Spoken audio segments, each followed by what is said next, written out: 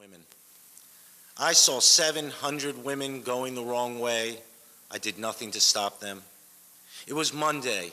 A single star still shone. I counted it repeatedly, as if counting might fill the sky with stars. And then came the women, pouring from their homes like a river flooding its embankment, turning right when they could have turned left. It was Monday. I counted stars and tried not to think about it. If I had something to say, I'd say it. I wouldn't write poetry. It's only because I'm confused and try to make sense of it. If I speak of the sun, and it's only the sun I mean, why not point to the sky? I only think of a thought, and the thought escapes me. But if thoughts were like flowers, I'd pick them and lay them on a table, watching as they withered, dried, and finally broke apart. Then I'd sweep them into an old brown paper bag and forget them in a corner somewhere. I only feel something, and I become riddled with doubts. But if feelings had fragrance, I'd bottle them and remove the stopper now and again, perhaps when the weather seemed right. No, I only write poetry because of my poverty. If I weren't poor, poor in the mind and poor in the heart, I would go about my life in some orderly fashion.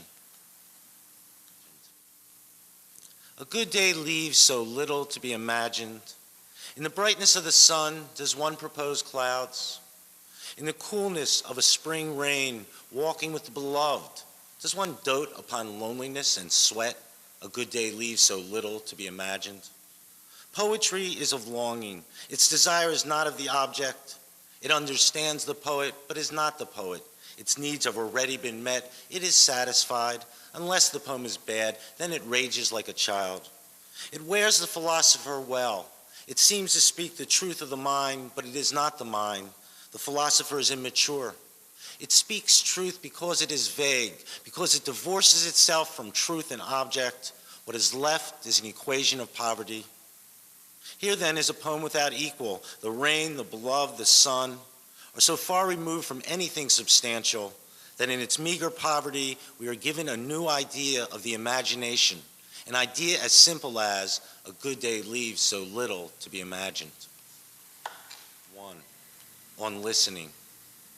Belly says it is pain-filled, head does not listen. Feet say they are tired, jaw says it is tight, hand says it is weak, head does not listen. Heart says it is empty, head does not listen. Eyes say they are closed, ears say they are hollow, throat says it is dry, head does not listen.